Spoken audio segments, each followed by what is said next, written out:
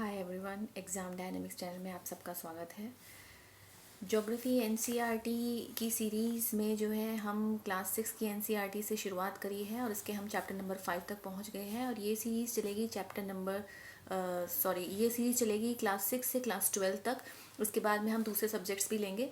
ये सीरीज़ आपको किसी भी गवर्नमेंट एग्ज़ाम या कॉम्पिटिटिव एग्ज़ाम या जो भी आपके टीचिंग एग्ज़ाम्स हैं, सिविल सर्विसेज एग्ज़ाम्स हैं, आपके बेसिक्स क्लियर करने में ये आपको हेल्प करेगी।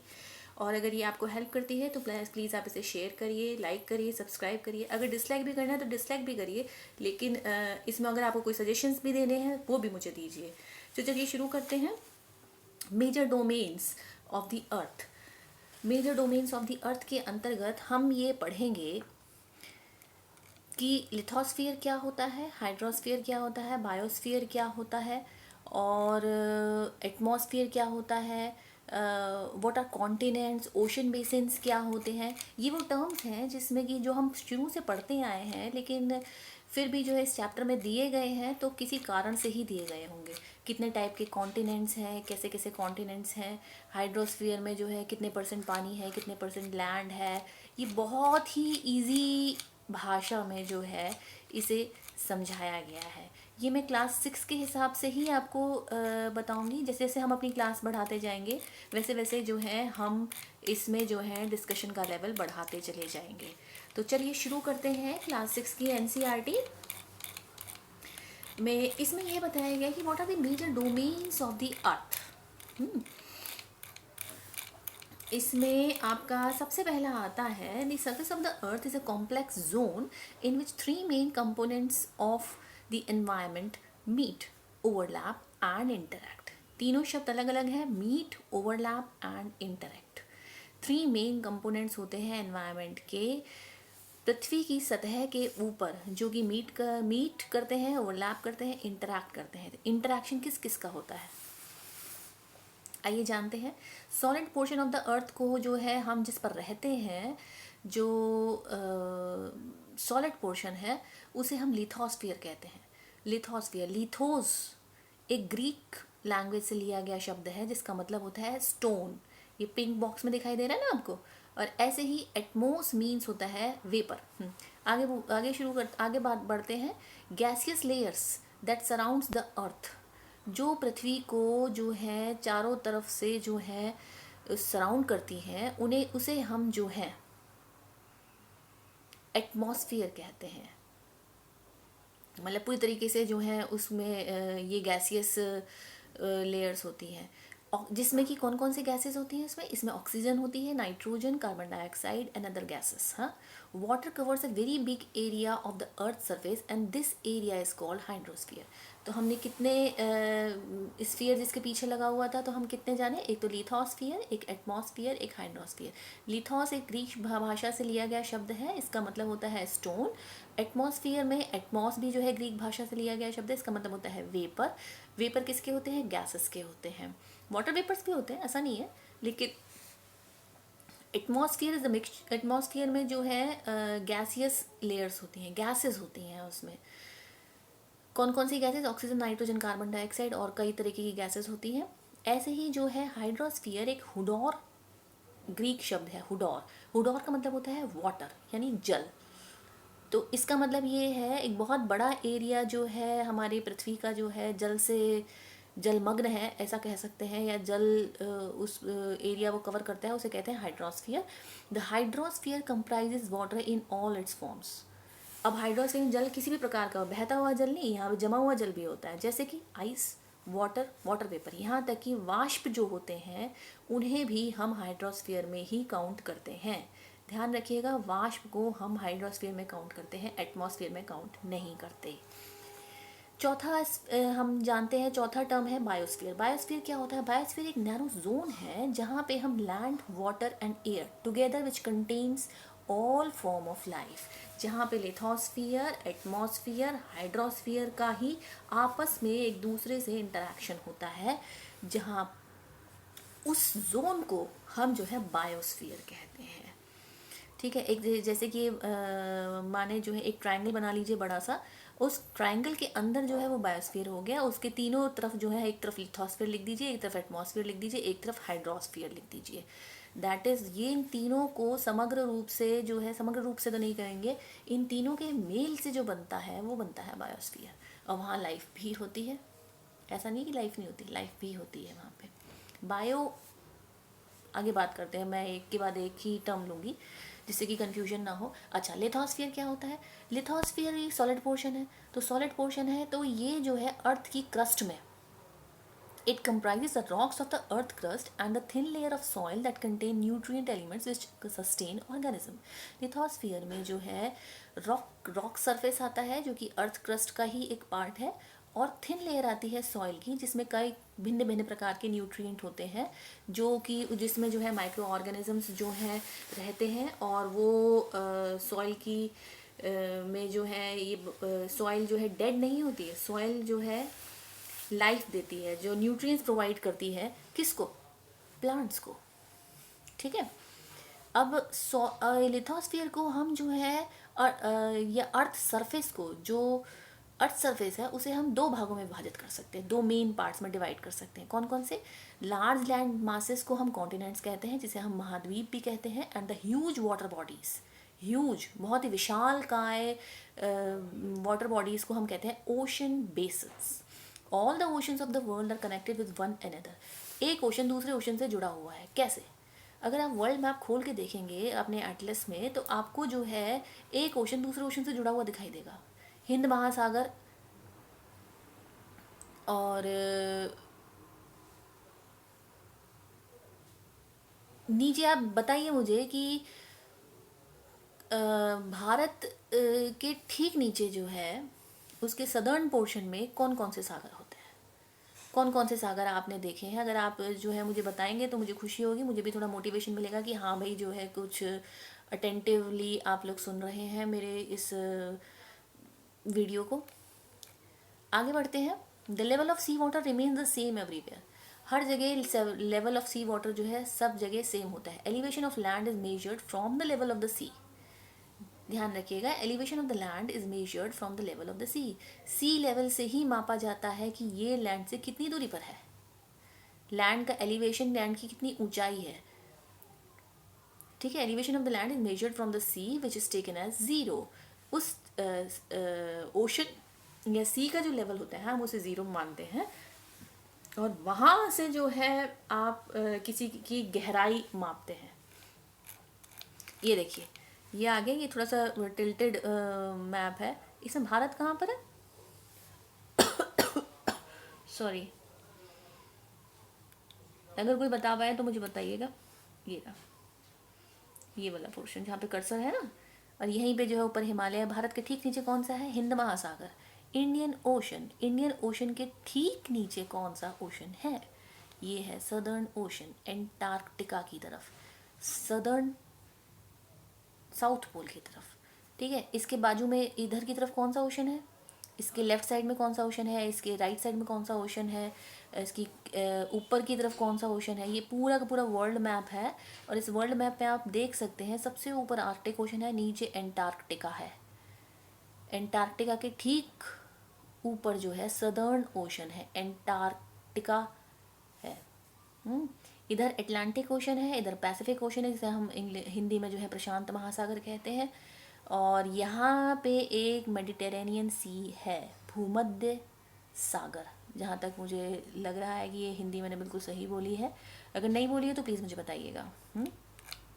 इस मैप को अपने दिमाग में छाप लीजिए, क्योंकि ये मैप भी इम्पॉर्टेंट है। इसमें मेन पर्वत श्रृंखलाओं के बारे में भी बताया गया है, हम बात करेंगे इसके बारे में भी, ऐसी बात नहीं है। अच्छा, बात करते हैं कि हाईएस्ट माउंटेन पीक, ये सभी को पता होगा, माउंट एवरेस्ट है। इसकी ऊंचाई जो है 8848 मीटर है above the sea level. Sea level को हमने ज़ीरो माना है। वहाँ से जब हमने मापा तो इसकी माप आया 8848 मीटर, 8848 मीटर। और ग्रेटेस्ट डेप्थ कहाँ पर है? सबसे ज़्यादा गहराई जो है 11022 मीटर की, ये मरियाना ट्रेंच की है। ये प्रशांत महासागर में स्थित है।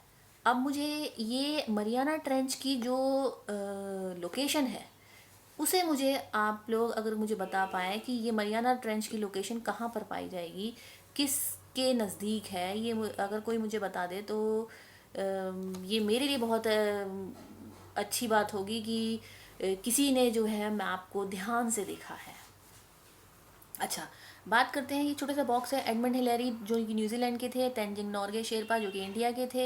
ये these are the first two man to climb the highest mountain peak Mount Everest. कब क्या था इन्होंने? 29 मई 1953 को।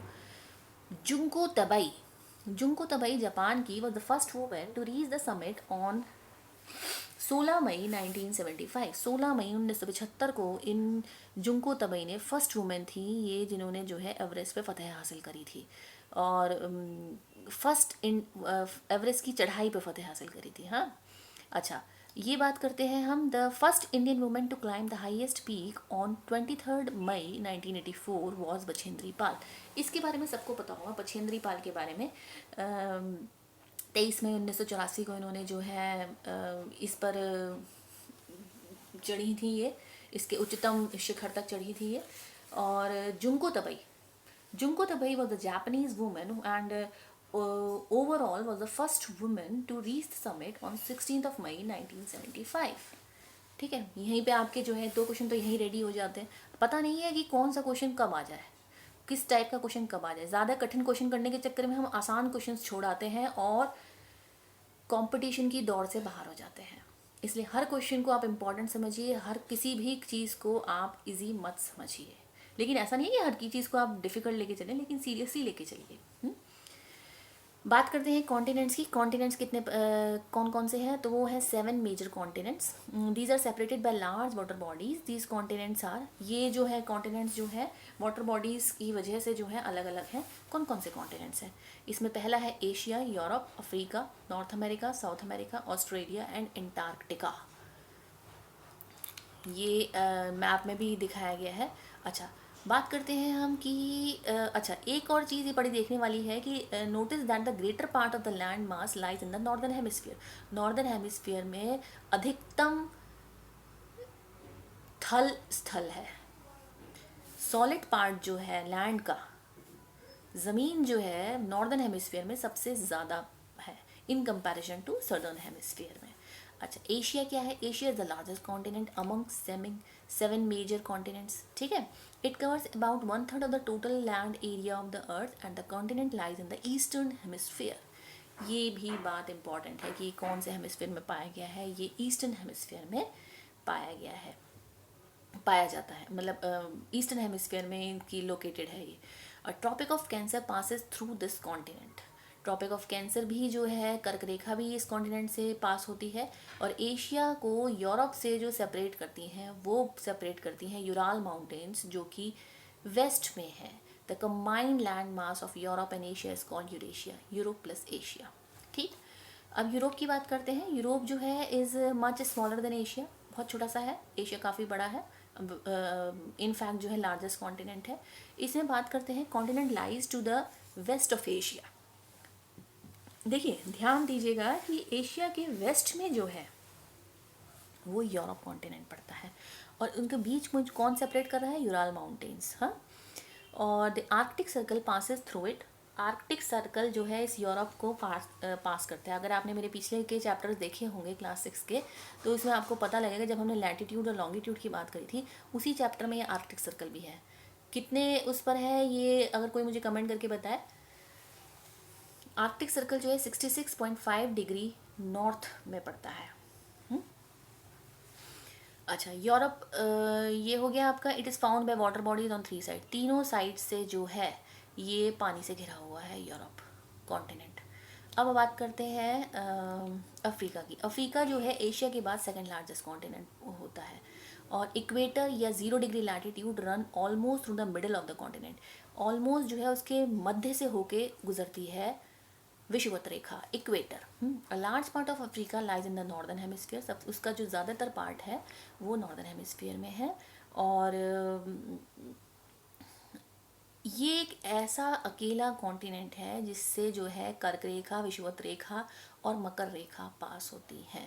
ये क्वेश्चन आता है कि ट्रॉपिक ऑफ कैंसर कहाँ से पास हो रहा है, इक्वेटर कहाँ से पास हो रहा है, और ट्रॉपिक ऑफ कैप्रिकॉर्न कहाँ, कौन कौन सी कंट्रीज से पास हो रहा है।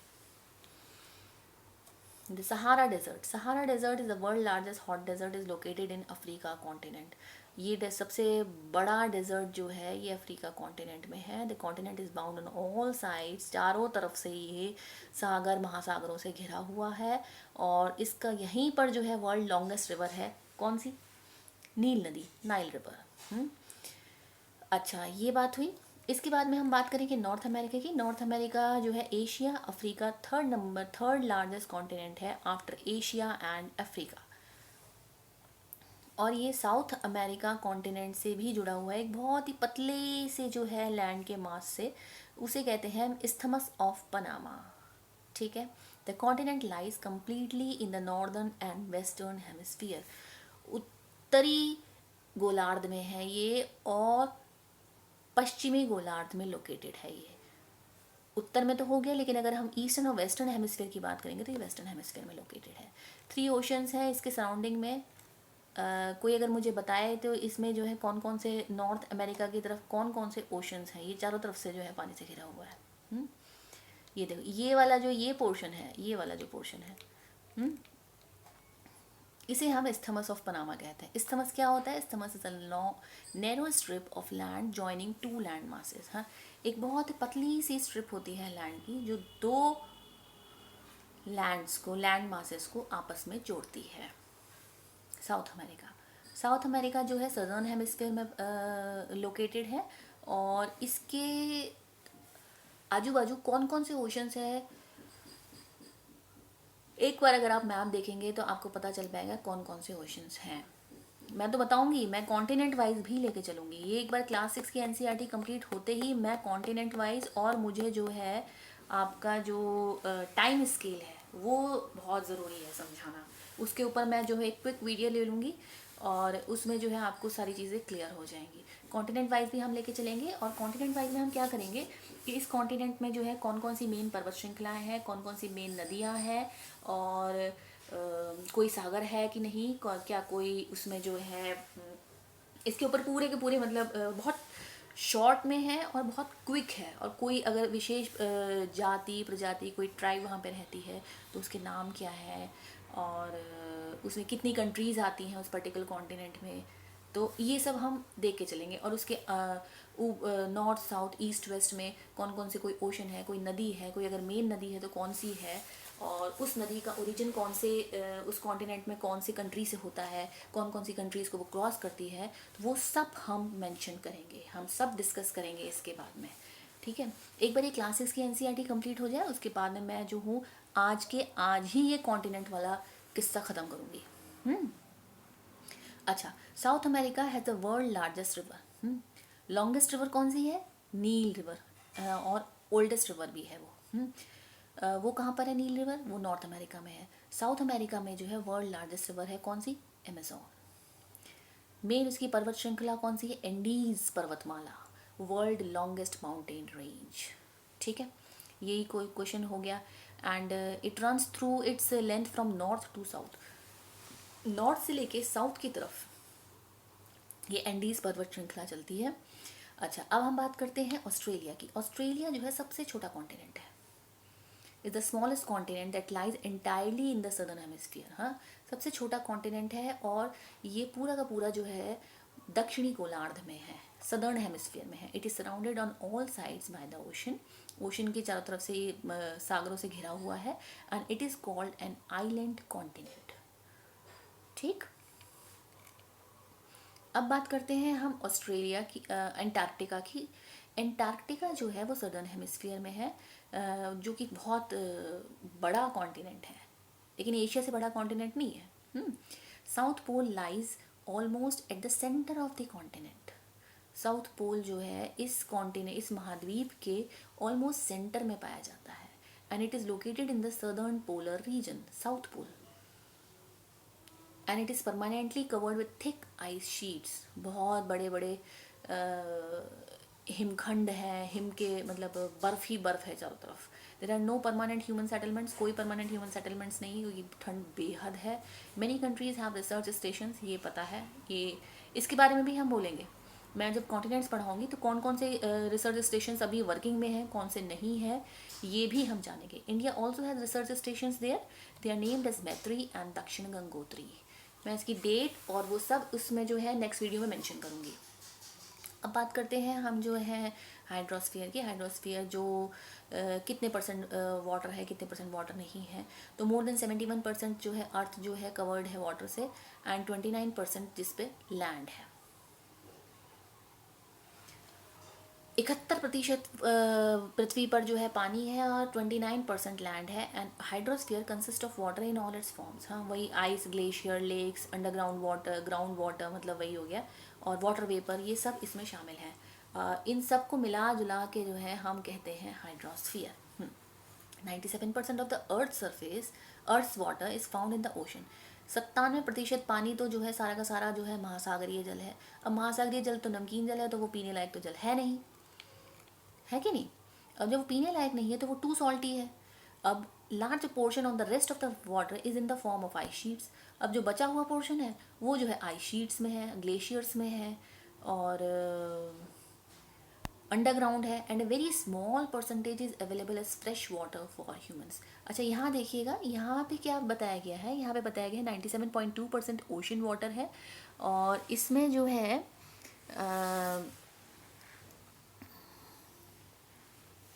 अगर मैं इसे थोड़ा सा बड़ा कर दूं तो आपको दिख पाएगा। मैं दिखाती हूँ आपको,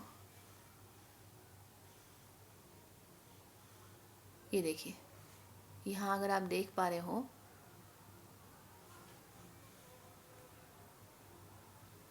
2.7, ये ग्रीन सा पोर्शन जो दिखाई दे रहा है ना, ग्रीन सा जो ये पोर्शन दिखाई दे रहा है, ये वाला, ये जो है ये 2.77% है। ये जो है बड़े बड़े ग्लेशियर्स, आइस शीट्स में और ग्राउंड वाटर के रूप में है।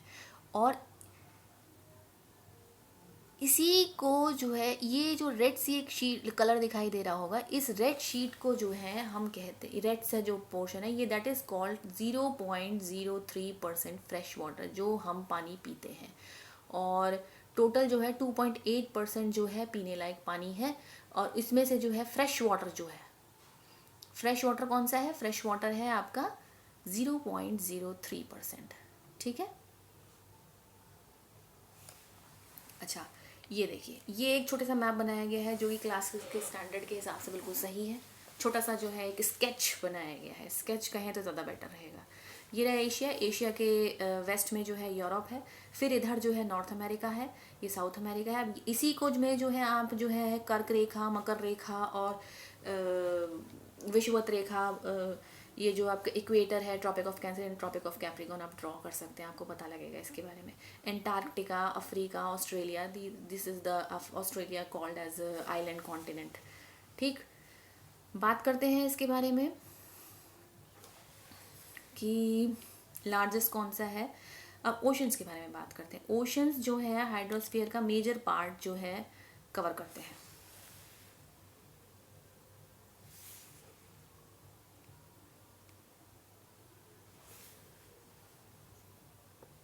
है ना, एक second, they are all interconnected, आपस में जो है एक दूसरे से कनेक्टेड हैं। और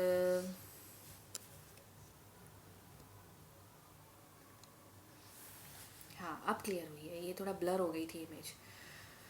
और ओशंस जो हैं, ओशन का वाटर जो होता है कभी भी रुकता नहीं है, एक जगह जो है रुका हुआ पानी नहीं होता है, ये हमेशा जो है घूमता रहता है पानी। और chief movements of ocean water are the waves. अब वो मूवमेंट कौन कौन सी होती है जो पानी में, सागरीय जल में जो है होती रहती है, वो उन मूवमेंट्स को कौन कौन सी होती है, किसकी वजह से होती है। These are called the waves, tides and the ocean currents. और 5 मेजर ओशंस कौन कौन से हैं, Pacific ocean, Atlantic ocean, Indian ocean, southern ocean and Arctic ocean. Pacific ocean जिसमें जो है इन 5 मेन ओशंस में से सबसे बड़ा ओशन है, and it is spread over 1/3 of the अर्थ। 1/3 पृथ्वी पर ये जो है पूरी तरीके से मतलब कवर कर रखा है इसने पृथ्वी का ये एरिया। और मरियाना ट्रेंच जो है 11,088 या 11,028 मीटर की जो डीपेस्ट डेप्थ है अर्थ की, मरियाना ट्रेंच, ये पैसिफिक ओशन में ही है, प्रशांत महासागर में।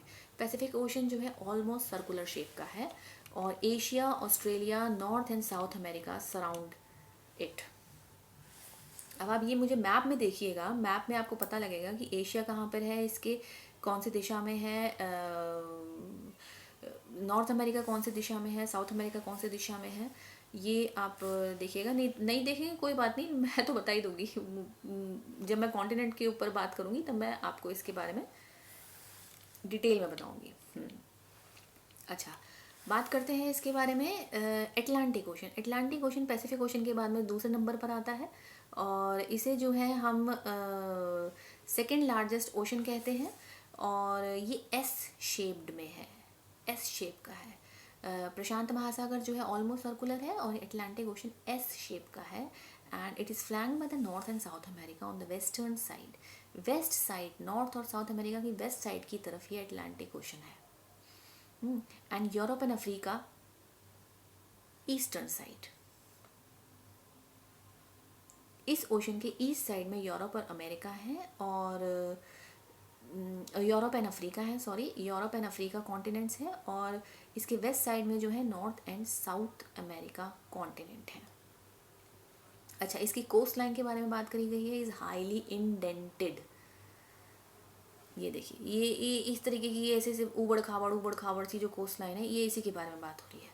हाँ, this irregular and indented coast line provides ideal condition for natural harbours and ports. हाँ, आपस यहीं पे आके जो है पानी जो है इतना गति से बहता नहीं है, और इस वजह से जो है यही इसकी ये इस इंडेंटेड कोस्ट लाइन की वजह से जो है ये नेचुरल हार्बर की लोकेशन, आइडियल लोकेशन प्रोवाइड करता है, and from the point of view of trade and commerce, and it is the busiest ocean.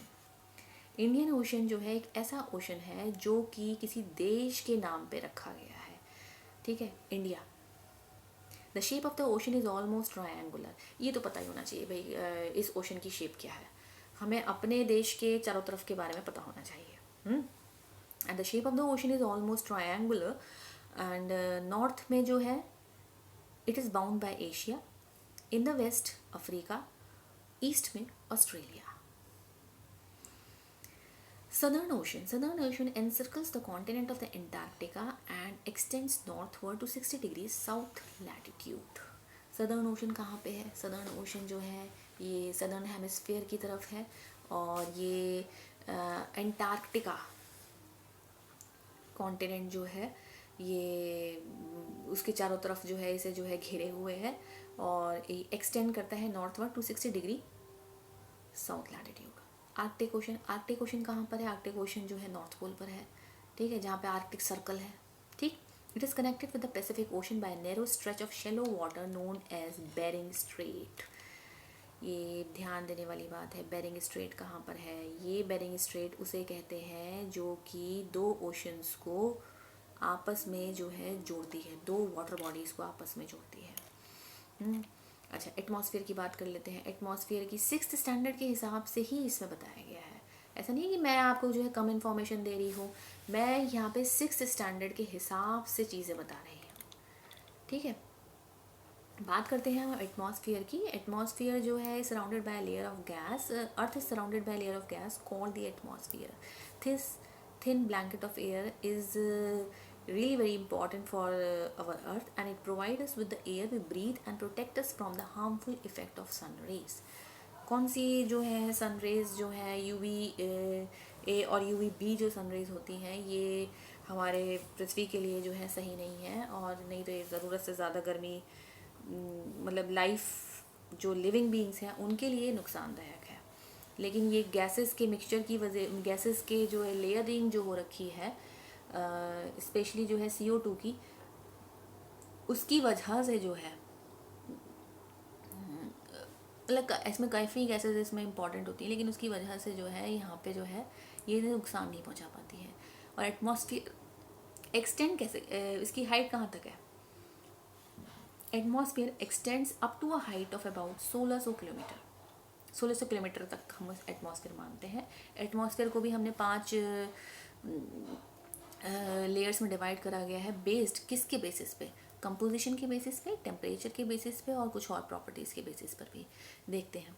These layers starting from earth surface and called as, earth से नीचे से ज़मीन से लेके चलते हैं तो ये कौन कौन सी है, अगर आप ये फिगर देखना चाहें तो आप ये फिगर देख सकते हैं। सबसे पहले आते हैं troposphere, stratosphere, mesosphere, thermosphere and exosphere. इस फिगर को देख के बताइएगा मुझे जो है, जो हमारे जो सैटेलाइट्स होते हैं वो सैटेलाइट्स जो है कौन से एटमॉस्फेरिक लेयर में लोकेट होते हैं, कहाँ पर जो है होते हैं ये, और जो हमारे जो हवाई जहाज़ हैं, जो एयरप्लेन्स हैं, एयरक्राफ्ट हैं, वो कौन से लेयर में जो है ट्रैवल करते हैं।